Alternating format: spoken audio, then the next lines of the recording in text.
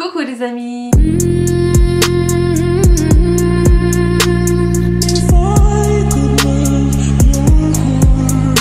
Je vais vous parler un peu de mes symptômes. J'ai un grand cahier où j'ai tout noté. Ce cahier d'ailleurs il s'appelle PMA. On a commencé par la PMA et après on a, merci Dieu, on a commencé à noter les symptômes, les prises de sang et tout. Vraiment c'est un cahier qui évolue bien, on va dire. Je vais regarder un peu pour ne rien oublier. En fait, ce qui m'a inquiété un peu, moi et Rémi, c'est que j'ai pas eu beaucoup de symptômes. Même après la prise de sang positive, les tests de grossesse positifs et tout, chaque matin je me levais comme une folle, je me massais les seins. J'ai regardé si j'ai mal au sein parce que normalement ça commence à travailler et tout, j'avais rien du tout, pas de mal au sein, pas de nausée, fatigue mais vraiment grave supportable, rien en fait, aucun symptôme. Et c'est ça qui nous a un peu inquiété avec Rémi parce que genre toutes les vidéos que j'ai regardées, tout ce qu'on a lu sur internet, tout le monde a eu grave des symptômes et tout, et limite il y a des filles qui ont commencé à vomir tout de suite après le test positif et tout. Moi j'ai eu rien du tout, limite je me levais le matin parce que normalement t'as envie de vomir le matin, le plus souvent. Je me levais le matin, je me massais les seins et j'ai écouté mon corps. Je me disais, attends, est-ce que j'ai envie de vomir là, en ce moment-là? Non, en fait, non, pas du tout. Et ça m'inquiétait un peu, je me disais, mais c'est une grossesse qui se développe mal. Tu te poses plein de questions en fait, parce que limite, t'as hâte de vouloir vomir, quoi, d'avoir des nausées. C'est hyper débile, mais je vous jure que c'est vrai. Chaque matin, j'écoute mon corps, j'écoute mes symptômes, sauf qu'il n'y a rien du tout. Ça avance jusqu'à notre première échographie qui était fin juillet. J'avais pas grand chose en fait. Une fois, j'ai eu un peu mal au genou, je sais pas si c'était lié à la grossesse, je sais pas, mais en tout cas un peu mal au genou. J'ai eu aussi l'appétit un peu plus développé que d'habitude, mais rien d'extraordinaire non plus. J'ai eu des tiraillements en bas du ventre, mais c'est vraiment de temps en temps et vraiment un tout petit peu, rien de foufou. Par contre j'ai eu le ventre gonflé et je pense que c'était lié plutôt aux piqûres parce que on a continué les piqûres de Prugiron. Aujourd'hui on est 20 juillet, c'est mon anniversaire. On va faire une piqûre, mais le meilleur cadeau, c'est ça. Et pour ça, faut faire ça. Faut continuer, même s'il y a des bleus, ça vaut le coup. Pour augmenter le taux de progestérone, juste après la FIV en fait, avant le transfert j'ai commencé les piqûres de Progiron dans le ventre. Et je continuais d'ailleurs jusqu'à 10e semaine de grossesse. C'était conseillé par notre gynéco et moi je pense que c'est à cause de ça que j'ai eu le ventre gonflé parce qu'on faisait quand même chaque matin une piqûre dans le ventre. Voilà, c'est l'un des symptômes, mais je sais pas si c'est lié au Progiron ou au début de la grossesse. Par contre j'ai eu l'odorat mais supra développé, mais vraiment genre tu peux avoir, nous on est au 3e étage, tu peux avoir quelqu'un qui marche dans la rue qui fume, moi je le sens, hein, si on a la fenêtre ouverte je le sens. C'était juste incroyable. Les voisins qui font de la cuisine, pareil sur la terrasse mais très loin de notre fenêtre, je le sens ce qu'ils font à manger, c'est juste incroyable. Rémi et il était vraiment sous le choc comment je sentais les trucs. On est 7 août et on vient de sortir des urgences. Ce matin on a eu un petit peu peur parce que j'ai eu des pertes marron et on a eu super peur en fait que ça peut être très grave. Et mais tout va bien. On a fait l'écho et tout va bien. Bébé va bien.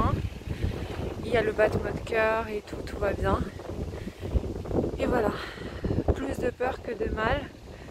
Mais ça nous a fait hyper peur quand même. On a fait 2 urgences. Il y en a un qui était pourri, on est allé vite dans l'autre, et puis voilà. Tout va bien. J'ai eu aussi le montée de tristesse, je sais pas, mais surtout avant la 3e prise de sang. Oh les guys, j'espère que vous allez bien. On est 23 juillet. Je viens de recevoir le résultat de ma 3e prise de sang. Et elle est positive, merci Dieu. La première était à 284, la deuxième était à 1055. Et là c'est la 3e, on est à 5480.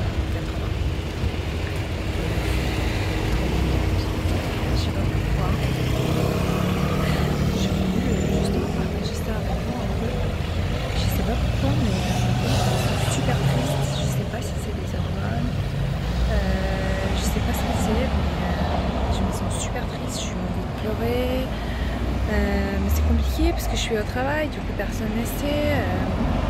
Je sais pas, je pense que c'est des hormones. Enfin, j'espère, parce qu'il n'y a pas de quoi d'être triste en fait. Je suis trop contente.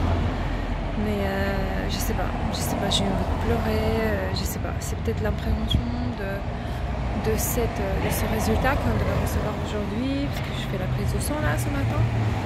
Bref, voilà, je voulais partager un petit peu avec vous, sinon j'ai aucun symptôme. Aucun. Pas de sein douloureuse, pas de nausée, fatigue, c'est tout. Fatigue, voilà. Et un peu plus d'appétit que d'habitude.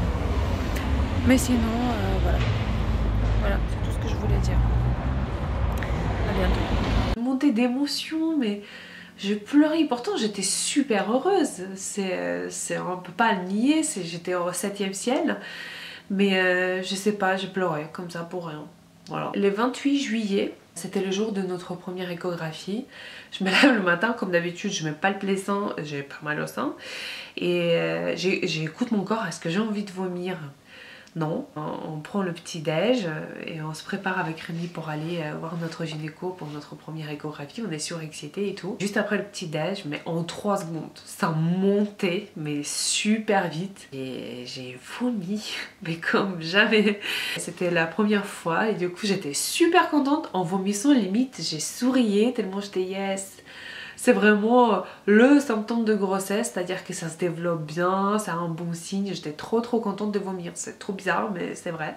On est allé faire notre première échographie. On n'a pas pu filmer pendant l'échographie, mais on a filmé nos émotions juste après. Coucou. On vient de sortir de notre gynéco. De notre gynéco et on a fait la toute première échographie. Il y a un battement. Et on a entendu un battement de cœur, il est tout belle, regardez. Il y a les battements de cœur. Il y a le petit embryon, il est tout petit, il est trop mignon, mais... Il y a déjà de la place pour la il y a le cœur qui bat, mais c'est trop chou, c'est tout début de grossesse. On a entendu le cœur, c'est quelque chose. Très fragile, mais ouais, c'est bien parti. Le cœur, ça fait quelque chose. Merci Bien sûr qu'on a... J'ai pleuré, parce que Rémi il pleure jamais. Oui, mais à l'intérieur, ça fait presque un mois, mais je suis plus heureux des hommes. Mon cœur. Oh là là, trop contente.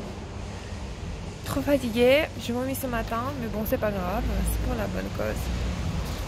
Voilà. Trop heureux. Et c'était vraiment un moment très fort, j'ai pleuré, c'était vraiment incroyable. La semaine qui a suivi, c'était infernal. Mais bon, j'étais contente, je vous jure que j'étais contente. Je me levais le matin, c'était l'enfer, je voulais aller vomir tout de suite.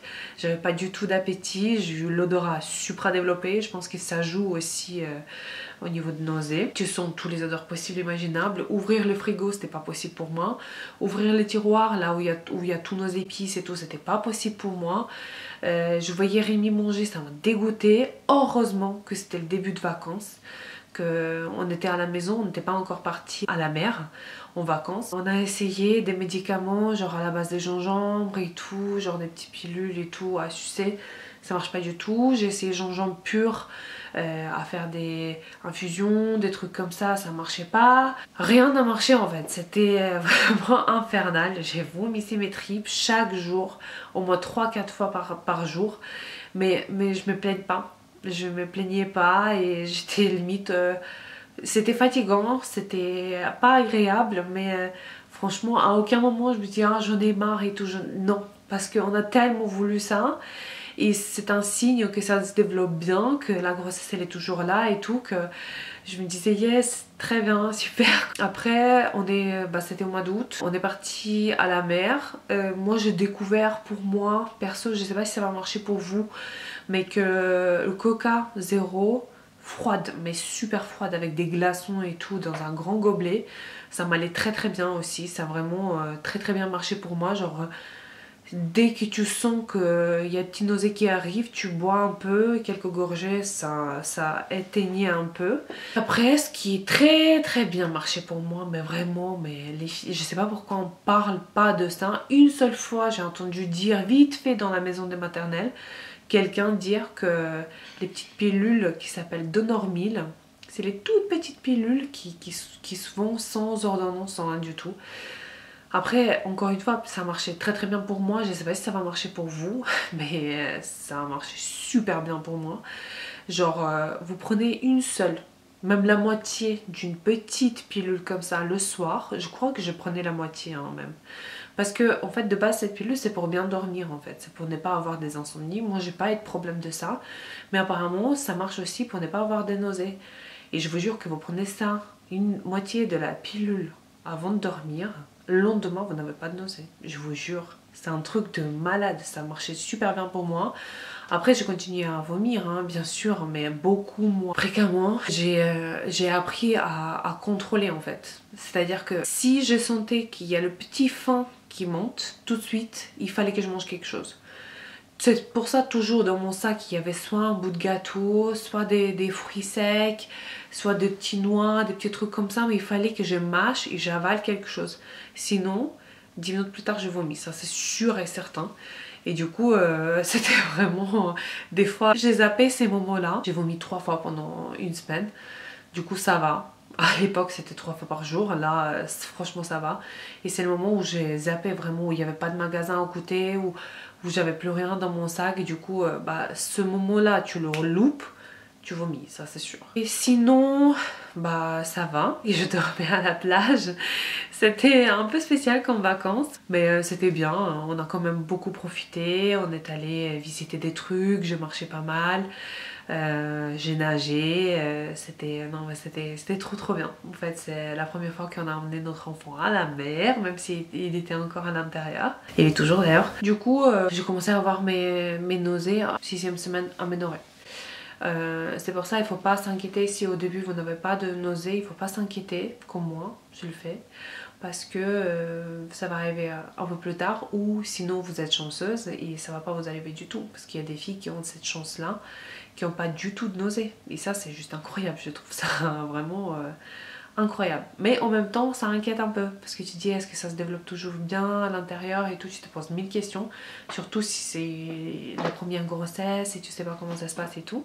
On a fait les tests toxoplasmose, listériose et la compagnie. J'étais immunisée, trop de chance, j'étais choquée, vraiment très très bien. Du coup je pouvais entre guillemets faire moins attention, mais on faisait quand même super attention. Cette grossesse elle était tellement voulue, tellement précieuse, qu'on faisait super attention. On lavait tous les fruits et légumes au vinaigre. Quand on était en vacances c'était un peu compliqué parce que je mangeais pas fruits et légumes, je mangeais pas parce que je savais pas comment ils étaient lavés au restaurant avant d'être servis et tout.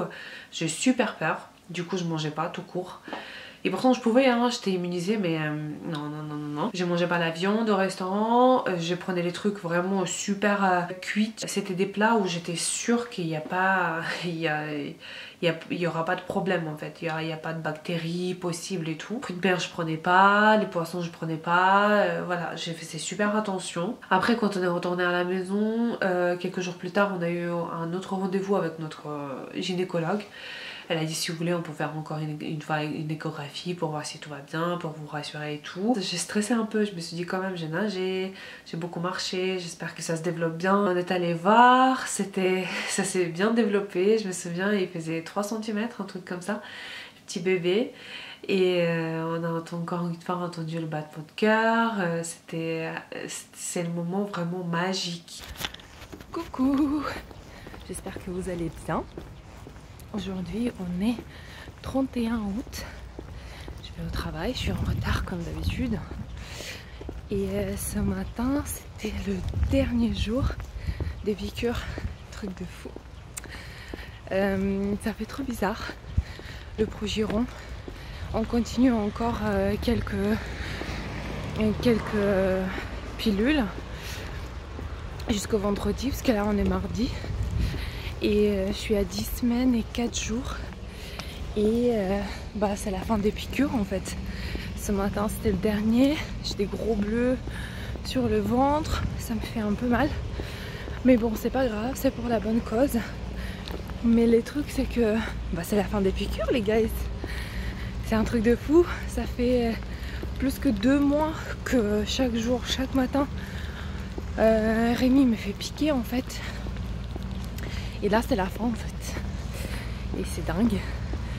Et j'espère que mon corps va prendre le relais, que ça va bien se passer. Dans quelques jours je vais tout arrêter, tous les traitements. Et ce sera comme une grossesse normale en fait. Et je sais pas, je suis un peu essoufflée. Mais c'est normal. C'est la grossesse. On est trop heureux. On a fait déjà 3 échographies malgré nous. Parce qu'il fallait faire 2 pour l'instant. Bref, on est allé aux urgences, je vous ai déjà dit. Et tout se passe bien. On a vu des bébés, le bébé. Il est trop beau, il est trop chou. Enfin bref, voilà, c'est tout pour vous dire pour aujourd'hui. J'espère que vous passez une belle rentrée. Je vous fais des bisous et je vous dis à très bientôt. On a pris le rendez-vous pour T1, première grosse échographie de premier trimestre. Le 9 septembre, on a eu notre échographie de T1. On était à 11 semaines et 6 jours, un truc comme ça. C'est trop bien, on vient de sortir de notre échographie T1 et tout va bien, nickel, parfait. Il est entièrement formé. Il y a tout, il y a les cerveaux, il y a les petits pieds, il y a les petits mains, il y a tous les organes, il y a tout. C'est juste incroyable. C'est dingue, c'est incroyable. Elle nous a pas laissé filmer, mais bon, c'est comme ça. Ouais, ouais, c'est comme ça. Elle a dit que si au cas où il y a des mauvaises nouvelles, elle veut pas annoncer en vidéo et tout, ce qu'on peut comprendre aussi, mais tout va bien. Demain c'est la prise de sang pour la trisomie 21 et voilà, on continue. Marqueur sérique. Oui. On fait cette échographie, elle a mesuré la clarté nucale, tout était bien. Elle a quand même prescrit une prise de sang pour la trisomie 21, ce qui est obligatoire. Le lendemain, je crois, je suis allée faire la prise de sang de trisomie 21. Et une dizaine de jours plus tard, on a reçu les résultats et c'était... j'ai eu une chance sur 18 850, un truc comme ça. C'est vraiment très peu de chance. Ils prennent en compte l'âge de future maman, la clarté nucale, il y a combien de millimètres de bébé et d'où elle vient la maman. En fait, la zone géographique d'où elle vient. Et je crois que c'est tout qu'ils prennent en compte. Notre résultat, elle était top. Limite, notre gynéco, quand elle a vu, elle a dit « j'ai jamais vu ça ». On a fait au labo Drouot, qui est très bien réputé. Elle a dit « j'ai jamais vu ça, ce résultat-là ». Normalement, il écrit plus que 10 000, 1 sur 10 000 et plus. Et c'est tout, mais eux, ils ont bien précisé, genre 18 000 et quelques. Enfin bref, on était trop contents. Et là, on se dit « bah voilà, tout est bon, tout roule ». Il faut commencer à annoncer à la famille. Et ça c'était vraiment parce que personne n'était au courant en fait. Personne. À part moi et Rémi, notre gynéco. On a commencé à réfléchir comment on va annoncer à notre famille et tout, sachant que mes parents sont en Ukraine, ma mère est en Ukraine, mon père est là, mon frère est en Ukraine aussi, les parents de Rémi sont là. Je pense que je vais vous faire une autre vidéo, comment on a annoncé à notre famille. Voilà, mon premier trimestre. Ça s'est passé comme ça. Un peu différente des autres, mais en même temps qui ressemble aussi. Si vous avez des questions, n'hésitez pas à me poser, je vais répondre avec plaisir. N'hésitez pas à s'abonner à ma chaîne, ça me fera également très plaisir. Et à mon compte Instagram, je vous raconte notre histoire. Je vous fais des gros énormes bisous, je vous dis à très bientôt pour de nouvelles vidéos. Prenez soin de vous, si vous êtes enceinte ou vous êtes en essai bébé, je sais ce que c'est. Et je sais que des fois ça peut prendre un peu plus de temps que chez les autres. Mais vous allez réussir, j'en suis sûre. Je croise très fort les doigts pour vous. Bisous.